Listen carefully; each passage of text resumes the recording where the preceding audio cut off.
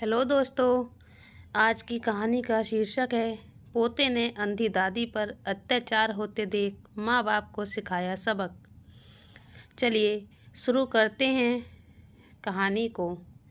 जब पोते ने अपनी बूढ़ी अंधी दादी पर माँ बाप को अत्याचार करते देखा तो पोते अपने माँ बाप को सिखाया ऐसा सबक कि मनोरमा जी बरामदे में बैठी हुई अपनी बहू से बहुत देर से कह रही थी, बहू रेखा भोजन बन गया है क्या? अगर बन गया हो तो मुझे दे दे। सुबह नाश्ता भी नहीं किया था। तुमने एक कप चाय दी थी। खाली गर्म चाय पीने से पेट में जलन हो रही है। अब तो बहुत समय हो गया, ऐसा लग रहा है जैसे दोपहर हो गई। पेट में भूख के मारे जलन हो रही है, खाना दे दे। बहू अंदर से सूखी आलू की सब्जी और 2 रोटी लाकर अपने सास मनोरमा जी के आगे पटक कर चली गई। मनोरमा जी अपने हाथों को फैला कर के चारों तरफ थाली को ढूंढती हैं कि आज मेरी बहू ने खाने में क्या बनाया है, तो हाथ में सूखी सब्जी और 2 रोटी आती हैं। दरअसल मनोरमा जी जन्म से अंधी हैं। उनकी दोनों ही आँखों में रोशनी नहीं है, उन्हें बिल्कुल भी नहीं दिखाई देता। वह सारे काम अंदाज से ही करती हैं, इसीलिए हाथ को दूर फैलाकर वह अपना खाना देख रही थी कि बहू ने खाने में क्या दिया है। सूखी सब्जी हाथ में लेकर मनोरमा जी कहती हैं, बहू ये सूखी सब्जी से तो नहीं खाया जाएगा। कोई दाल या रसीली सब्जी बनाई हो तो दे दो। तुम्हें तो पता है मेरे दांत नहीं हैं और सूखी सब्जी से मैं निवाला चबा ही नहीं पाती। खाने में बहुत समय लगता है। अगर दाल या रस वाली सब्जी हो तो मैं उसमें रोटी गला गला करके खा लूँगी। तो बहू कहती है, मैंने आज कोई दाल नहीं बनाई है, सुबह सूखी सब्जी बनाई थी बच्चों के टिफ़िन के लिए, तो वही है। चुपचाप इसी को खा लो। और अब मैं तुम्हारे लिए कोई दाल वाल बनाने वाली नहीं हूँ। बहुत नखरे दिखाती हो, जो मिल जाए वही चुपचाप खा लो, नहीं तो ये भी नहीं दूंगी। बिमला जी पास में बैठे अपने बेटे से कहती, बेटा राहुल, दाल सब्जी नहीं है तो थोड़ा सा दूध कटोरी में दे दो।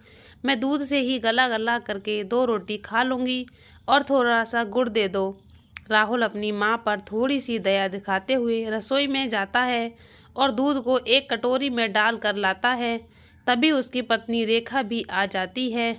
जब देखती है कि उसका पति बूढ़ी सास के लिए दूध ले जा रहा है तो वह दूध का कटोरा अपने पति के हाथों से छीन लेती है और कहती है, आप इस बुढ़िया को इतना गाढ़ा दूध पिलाओगे तो कल को उसका पेट खराब हो जाएगा और फिर अस्पताल ले जाना पड़ेगा। तुम्हें तो पता है बुढ़ापे में वह ज़्यादा खा लेती हैं, उन्हें तो खाने का अंदाज़ा भी नहीं पड़ता और तुम मोह में आकर उनको ज़्यादा खाना दे दोगे तो कल ही उनकी तबीयत खराब हो जाएगी और फिर खाना करना पैसा खर्च। बहू कटोरी के दूध को आधे से ज़्यादा पतीले में उड़ेल देती है और उसी कटोरे को थोड़े से दूध में वह 1 कप पानी मिला देती है और कहती है, यह दूध दे आओ बुढ़िया को। पानी मिला हुआ दूध खाने से उसका पेट सही रहेगा। भैंस के दूध का दूध को पचा नहीं पाती। और हाँ, उनके पास जो ताज़ी रोटियां रखी हैं उनको उठा लाना, क्योंकि दूध के साथ ताज़ी रोटी अच्छी नहीं लगती है। कल की बासी रोटियां बची हुई हैं, दूध में वही मिला करके खा लेंगी। राहुल पानी मिला दूध का कटोरा अपनी माँ के सामने ले जा करके रख देता है। तभी भीतर से बहू रेखा भी आती है और 2 बासी रोटी मनोरमा जी के हाथ में पकड़ा देती है और कहती है, लो खा लो, ये कल की बासी रोटियां हैं। दूध में रोटी मीच करके खा लीजिएगा। और थाली की ताज़ी रोटियां और पूरी थाली उठाकर अंदर ले जाती है। बेचारी मनोरमा जी क्या करती, सूखी सब्जी से खा नहीं सकती थी, इसलिए वह बासी रोटियां दूध में मिलाकर के खा जाती हैं।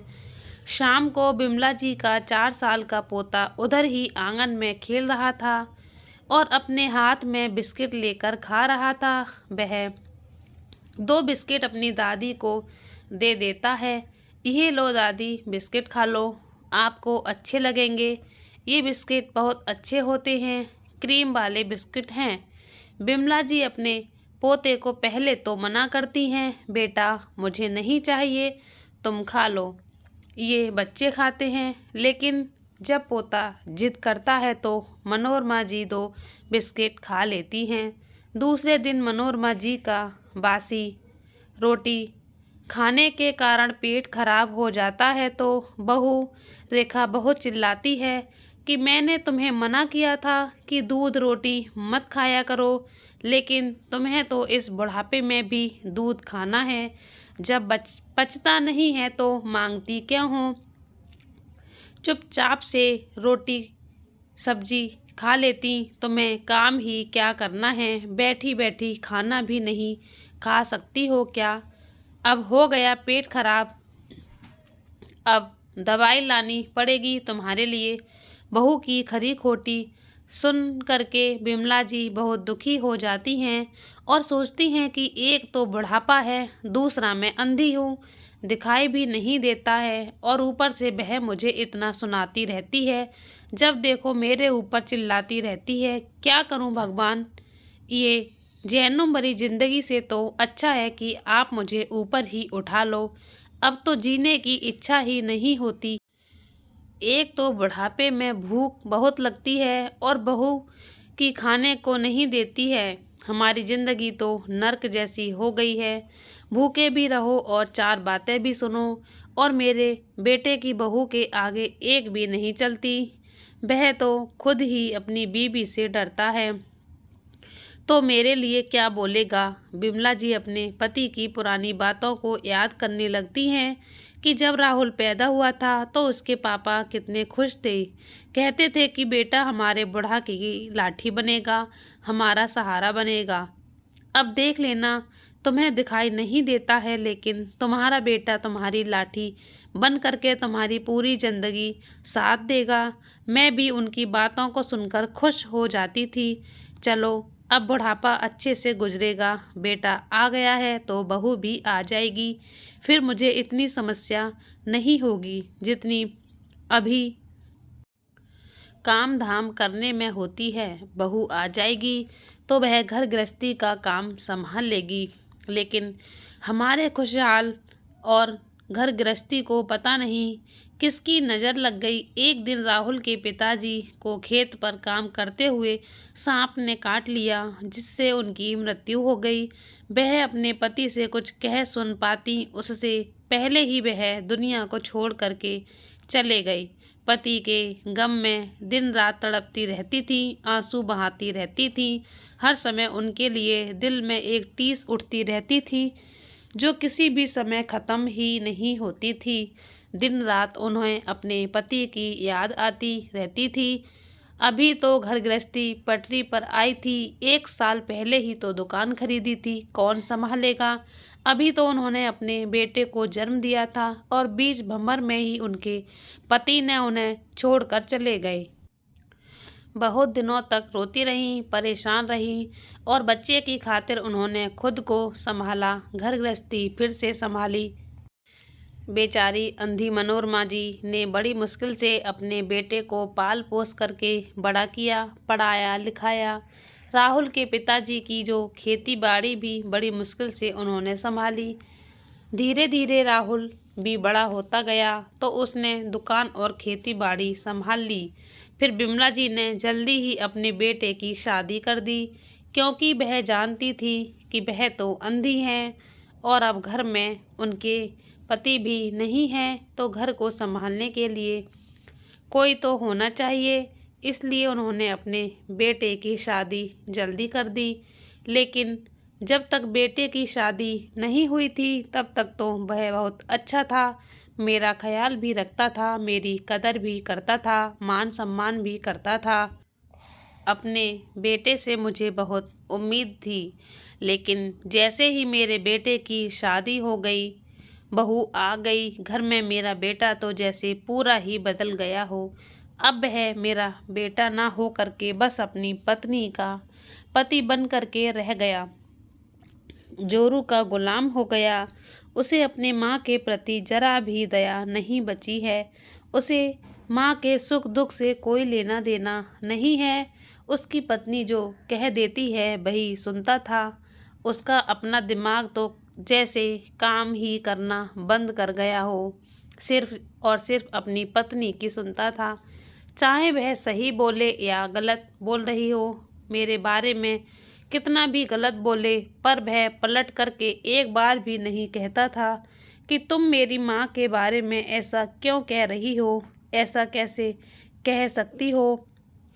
अरे मैं जानता हूँ कि मेरी माँ कैसी है, मैं बचपन से ही जानता हूँ।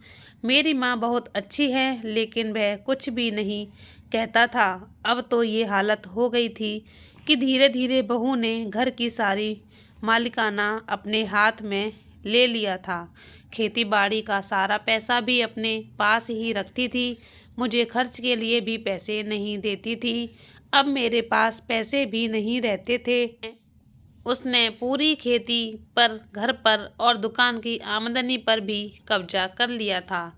मेरी आंखों में दर्द होता रहता था, जिसके लिए डॉक्टर ने बताया था कि आंखों में 1 ड्रॉप डालना पड़ेगा, महीने में 4 ड्रॉप लगेंगे।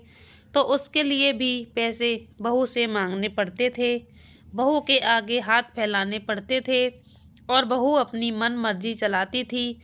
उसको तो पता था कि मेरी सास तो अंधी है, उसको तो कुछ दिखता ही नहीं है, तो मैं किसी भी तरह का व्यवहार करूँगी। धीरे धीरे उसने मुझे तंग करना शुरू कर दिया। अब तो मुझे खाने पीने में भी परेशान करने लगी थी। घर में गाय भैंस सभी थी, पर मुझे कभी भी दूध नहीं देती थी। अगर कभी मांग भी लूँ तो आधा कप में दूध और उसमें 2 कप पानी मिला करके देती थी। अरे मैं अंधी थी तो क्या हुआ, मुझे दिखाई नहीं दे रहा तो क्या मेरी जीभ का स्वाद तो ठीक है, खाने से पता चलता है कि इसमें पानी है कि दूध है। अरे नमक और शक्कर का स्वाद पता रहता है। मैं आंधी हूँ तो इसका मतलब ये नहीं कि मेरा स्वाद भी खत्म हो गया है। मैं ये भी नहीं देख पाऊँगी बहू मुझे दूध दे रही है या पानी दे रही है। और मेरा बेटा भी चुपचाप बहू की करतूत को देखता रहता था, कुछ भी नहीं कहता था। लेकिन सबके सामने तो बहू ऐसे जताती थी जैसे मेरा बहुत ख्याल रखती है, उसको मेरी बहुत चिंता हो। एक बार मेरे मायके से मेरे भाई और भतीजा आए तो मेरी बहू ने तो ऐसे स्वागत सत्कार किया जैसे उससे बढ़कर तो उस दुनिया में कोई भी ना हो मेरे लिए, और उसको अपनी सास से बढ़कर कोई भी पूजनीय ना हो।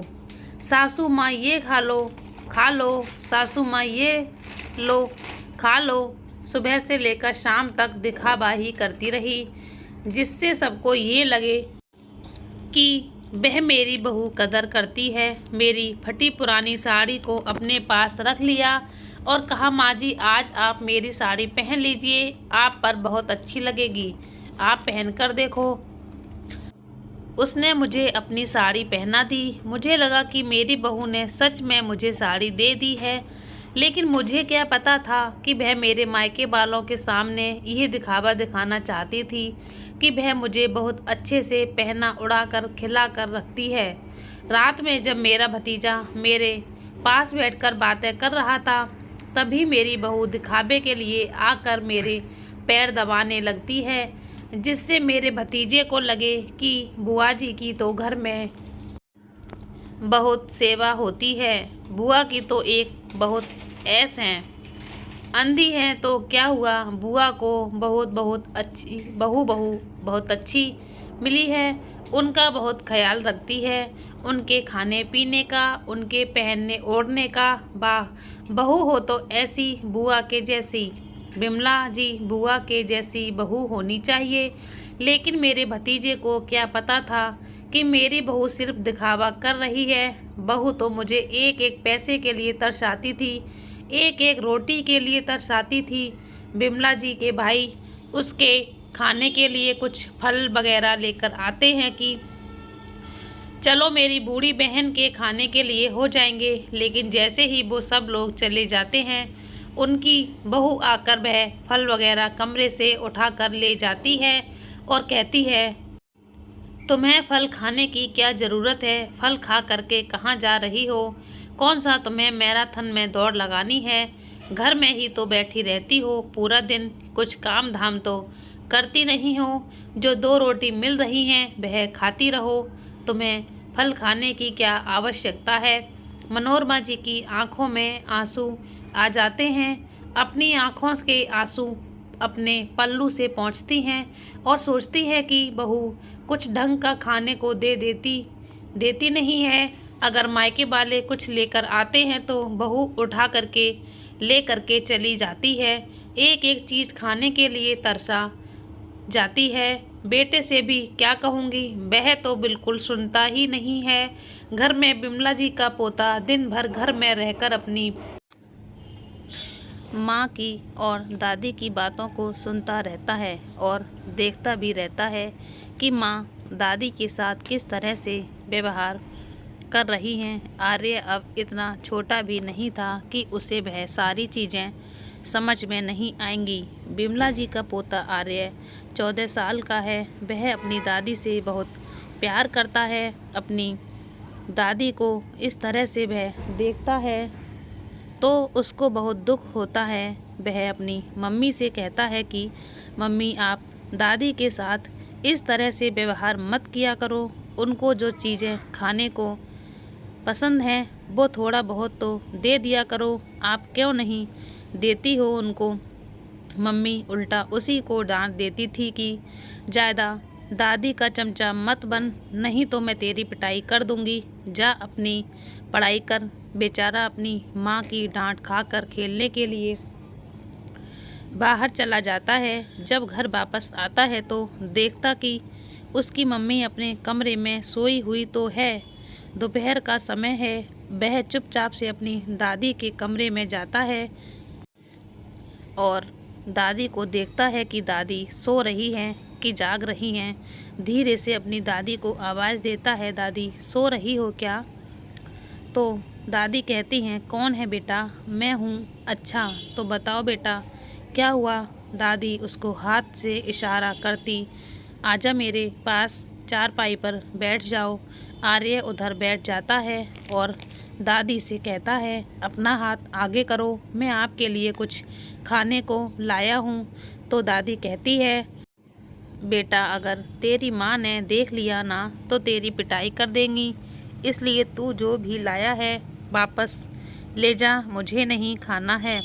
आर्य कहता है, अरे दादी, माँ अभी अपने कमरे में सो रही है। मैं आपके लिए जलेबी लेकर के आया हूँ। आपको जलेबी बहुत पसंद है।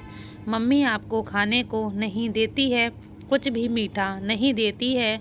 दूध जलेबी आपके लिए एकदम गरम गरम है, आप खा लो। मैं इधर ही बैठा देखता हूँ। दादी अपने पोते को गले से लगा लेती हैं और कहती हैं, बेटा मैं किस तरह से चोरी छुपे नहीं खा पाऊँगी। अगर तेरी माँ ने देख लिया तो मुझे भी मारेगी, इसलिए तू इन सारी चीज़ों को ले जा, मुझे नहीं खाना है। आर्य ले जाकर किचन में रख देता है, लेकिन वह अपनी दादी के लिए बहुत परेशान होता है कि ऐसा क्या करे जिससे मम्मी के सामने ही वह अपनी दादी को अच्छी अच्छी चीज़ें खिला सके और मम्मी कुछ भी ना कह पाए। एक दिन आर्य की मौसी उसके घर आती है। आर्य का जन्मदिन था तो मौसी दिन भर घर पर रुकती है। आर्य के जन्मदिन पर उसकी मम्मी ने अपनी बहनों को भी बुलाया था। रेखा ने अपने बेटे के जन्मदिन के लिए ढेर सारे पकवान बनाए थे, बहुत सारा खाना बनाया था, तरह तरह की मिठाइयाँ, सब कुछ बनवाया था। जन्मदिन की सारी तैयारियां हो जाती हैं। अब केक काटने की बारी होती है। पूरा परिवार एक साथ में खड़ा होता है। आर्य आता है और कमरे से अपनी दादी को लेकर आता है तो उसकी माँ कहती है, अरे दादी बहुत बूढ़ी हैं, उनको इधर लाने की क्या ज़रूरत है, उन्हें तो कुछ दिखता भी नहीं है, उनको कमरे में ही रहने दे। तो आर्य कहता है, अरे मम्मी दिखता नहीं है तो सुनाई तो देता है ना दादी को, मैं तो दादी को ले करके आऊँगा, क्योंकि दादी अकेले कमरे में बैठी हैं और हम सब उधर अच्छे से जन्मदिन मना रहे हैं। आर्य जाकर अपनी दादी को लेकर के आता है, उसकी मम्मी का मुंह बन जाता है। आर्य दादी को अपने पास में ही खड़ा कर लेता है और जब केक कटा तो सबसे पहले केक अपनी दादी को खिलाता है। उसकी मम्मी गुस्सा हो करके कहती हैं, ये क्या कर रहे हो, तुम अपनी दादी को क्यों खिला दिया, मीठा खाने से उनका पेट खराब हो जाएगा, वह मीठा नहीं खाती हैं, तुम्हें समझ में नहीं आता है, कितनी बार मना किया है कि दादी को कुछ भी उल्टा सीधा मत खिलाया करो। और रेखा अपनी सास मनोरमा जी का हाथ पकड़कर उन्हें कमरे से बाहर ले जा करके बैठाने लगती है और कहती है, ए बुढ़िया इधर ही बैठना, अब आर्य लेने भी आए तब भी मत जाना, इधर ही बैठना चुपचाप से, तेरे को हम खाने को दे जाएंगे, कल की रोटी रखी हैं, दूध मिलाकर खा लेना, पूरी कचौड़ी तुम्हें हजम नहीं होंगी, अगर खा लोगी तो पेट खराब हो जाएगा। बेचारी मनोरमा जी की आंखों से बराबर आंसू बह रहे थे। वह सोच रही थी कि उनका ही घर है, उनके पति की कमाई से बनाया हुआ है, सब कुछ उनके पति का ही है, खेती बाड़ी भी उनके पति ने ही खरीदी थी, सब कुछ उनका होते हुए भी आज बहू खाने पीने के लिए तरसा रही है। घर में 56 प्रकार के व्यंजन बने हैं, फिर भी बासी रोटी खिला रही है। यही सोच कर उनकी आँखों से लगातार आंसू बहे जा रहे थे। तभी पीछे से आर्य आता है और कहता है, मम्मी दादी बासी रोटी नहीं खाएंगी, दादी वही खाना खाएंगी जो घर में बना है, जितनी भी सब्जियां, जितनी भी मिठाइयाँ बनी हैं, दादी आज सब कुछ खाएंगी, दादी आज बासी रोटी बिल्कुल भी नहीं खाएंगी, और अगर दादी का पेट खराब होगा तो मैं देख लूँगा, दवाई दे दूँगा। आप झूठ कहती हो कि दादी का पेट खराब हो जाता है, आप खाने को नहीं देती हो, पेट खराब क्या होगा, उनका तो ठीक से पेट भी नहीं भरता है, और ये आपका ही घर नहीं है मम्मी, मेरी दादी का भी घर है, आपसे पहले इस घर में मेरी दादी आई, आप तो बाद में आई हैं, और सब कुछ दादाजी ने बनाया है, ये घर भी दादाजी ने बनवाया था, ज़मीन भी दादाजी ने खरीदी थी, और पापा जिस दुकान को बैठ कर के चलाते हैं, पैसा कमाते हैं, दुकान भी मेरे दादाजी ने ही खरीदी थी, तो दादाजी के बाद ही सब पर मेरी दादी का हक है, और आप अपना हक जताती रहती हो, दादी को कुछ खाने को भी नहीं देती हो। अब तो मैं इतना छोटा नहीं हूँ, अगर आप दादी को बहुत ज़्यादा तंग करोगी तो मैं दादी को ले कर के हॉस्टल चला जाऊँगा, उधर ही अपनी दादी को अच्छे से रखूँगा और अपने साथ रखूँगा, उनका अच्छे से ख्याल रखूँगा, आप उनके लिए उनकी पसंद का खाना भी बना लूँगा और आपसे कभी बात नहीं करूँगा। पीछे से आर्य की मौसियाँ भी आ जाती हैं, वह भी आर्य की सारी बातों को सुन लेती हैं। जब सारी सच्चाई पता चलती है तो वह अपनी बहन रेखा को बहुत खरी खोटी सुनाती हैं कि रेखा तू कितनी कठोर है, तू कितनी बुरी है, अपनी सास के साथ इतना गलत व्यवहार करती है, तुझे शर्म नहीं आती है। अरे एक दिन तू भी रोएगी, तू सोच कर, अगर तेरे साथ भी ऐसा ही हो तो तुझे कैसा लगेगा। तुम्हारी बहू आकर तेरे साथ भी ऐसा व्यवहार करे तो तू मनोरमा जी के साथ जैसा कर रही है तो फिर कैसा तुझे महसूस होगा। बिमला जी की बहू रेखा अपनी बहनों की बात और अपने बेटे आर्य की बातों को सुनकर पानी पानी हो जाती है। अपने किए पर बहुत शर्मिंदा होती है। उसे समझ में आ जाता है कि वह अभी तक जो भी कर रही थी बहुत गलत कर रही थी, और उस जगह जब खुद को रखती है अब तो उसके होश उड़ जाते हैं कि अगर जब उसके साथ ऐसा होगा तो वह तो एक दिन भी जीवित नहीं रह पाएगी।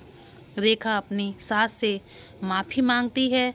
मुझे माफ़ कर दो माँ जी, अब से मैं आपके साथ कभी भी इस तरह का व्यवहार नहीं करूँगी। आपको जो भी पसंद होगा वह खाने को दूंगी, और बेटा तू दादी को ले करके कहीं मत जाना, घर पर ही रहना। अब मैं तेरी दादी का बहुत अच्छे से ख्याल रखूँगी। रेखा अपनी माँ जी के पैर पकड़ माफ़ी मांगती है। मुझे माफ़ कर दो। बिमला जी अपनी बहू को माफ़ कर देती हैं। वह कहती हैं बेटा सुबह का भूला अगर शाम को घर लौट आए तो उसको भूला नहीं कहते हैं। मैंने तुझे माफ़ किया, जो मेरे साथ हुआ भगवान ना करे वह तेरे साथ भी हो। तुम सुखी रहो। बेटा आर्य अपनी दादी के लिए खाना लगा कर लेकर आता है, जिसमें दादी की पसंद की मिठाइयाँ रख कर लाता है और दादी के पसंद के कोफ्ते की सब्जी भी लाता है और कहता है दादी खा लो, ये देखो मैं आपके लिए गुलाब जामुन लेकर के आया हूँ। इसको खाने के लिए दांत की ज़रूरत नहीं पड़ती है, आपको बहुत पसंद है ना, खा लो इसको। सभी बहुत खुश हो जाते हैं। आर्य भी अपनी दादी को देखकर बहुत खुश हो जाता है, जो दादी की पसंद का खाना खा पा रही थी। तो दोस्तों हमें अपने माता पिता का बहुत अच्छी तरह से ख्याल रखना चाहिए। बुढ़ापे में तो उनका तरह तरह की चीज़ें खाने का मन करता है, उनकी पसंद बच्चों की तरह से हो जाती है, इसलिए उनकी पसंद का ख्याल रखना चाहिए। अरे ज़्यादा ना सही पर थोड़ा तो उन्हें देना ही चाहिए। तो दोस्तों हमारी ये कहानी आपको कैसी लगी हमें ज़रूर बताएं। हमारी वीडियो को लाइक करें। ऐसी ही कहानियाँ और सुनने के लिए हमारे चैनल को सब्सक्राइब ज़रूर कर लें।